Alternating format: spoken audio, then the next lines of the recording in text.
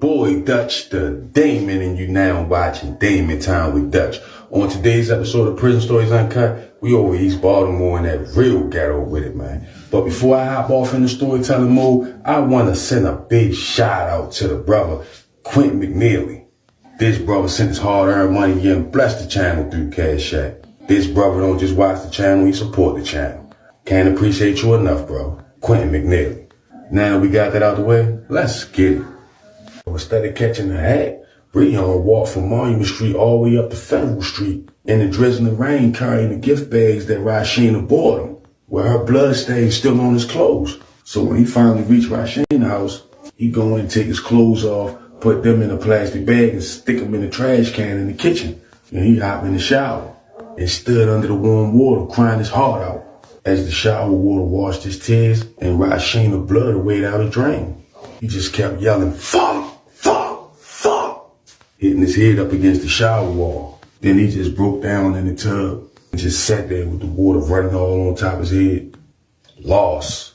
But anyway, that next morning, bright and early, Rashina's mother, cousins, sisters, they all came to the house trying to put Breon out the house, trying to fight on him, blaming him for Rashina's death. He ain't had no choice but to get his shit and leave.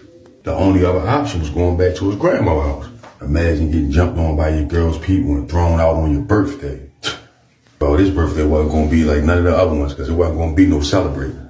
When he got back around the way, he went in his grandmother's house, changed his outfit, threw his birthday shit on, army jacket with the rock porch, and started making his way up his homeboy Dion's house, where everybody usually be congregating at. So when Breon get up there, Dion was sitting on the porch smoking a blunt. As soon as Black Dion seen him, he cracked a big ass smile. But Breon remained stone-faced. As soon as he got up on the porch, instead of shaking his hand, he just started pacing back and forth, shaking his head. Dion looked like, the fuck? Bro, what's wrong with you? He pacing back and forth on the porch like, bro, they got Rashina last night. Well, Dion like, who? Breon get to breaking the whole shit down to him. And while they sitting on the porch talking, the niggas from L&P starting to stir up. One by one, they started coming to the porch.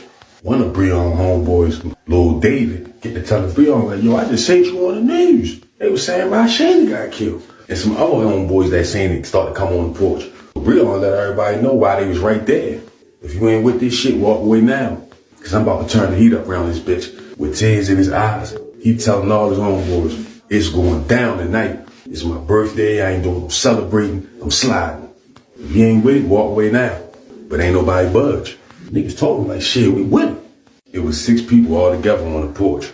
They put the play together right then and there. Lil David and another one of their homeboys that was up there on the porch named Four Fingers.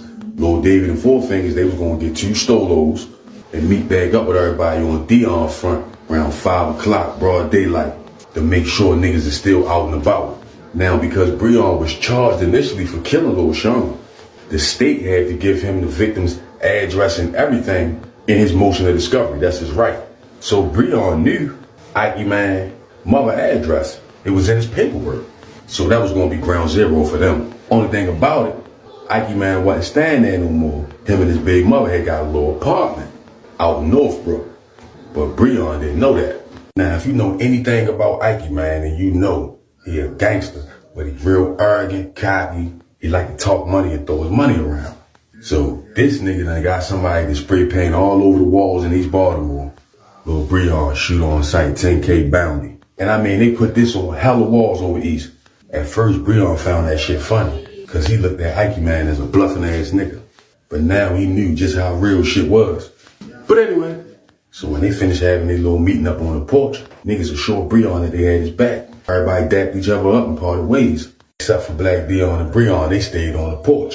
Black Dion go in his jacket pocket, whip out another fat ass blunt, light him straight up. He hit it a couple times, passed it to Breon. Seeing the worry on his face, he tell him, don't worry about that shit, bro. We gonna burn them niggas' ass when we catch them. Breon like, them niggas got my girl, yo. But Black Dion like, it's alright though, cause we fight fire with fire. He wanna play it like that. You ain't the only one gonna lose a loved one. When it rained and poured, Breon laying back in his chair, hit the blunt. He get to telling Black Dion how Rashina family blaming him for the shit. They was fighting all on him. And deep down inside, he knew what was behind him. It was just a harsh reality. He was telling Dion how he don't feel comfortable. He don't feel like he should be going to the funeral. With everybody putting the blame on him, he was gonna feel out of place. But Black Dion told him, you gotta pay your respects. Cause once you go on the ground, you ain't gonna see it no more, pimp. Don't let them people stop you from saying them. Dion had the blunt thought about it, like, you right, yo. I do wanna see it before she go on the ground. Dion like, yeah, yo, cause if you don't go, you might have to live with that regret for the rest of your life, man. I know how important she was to you, yo.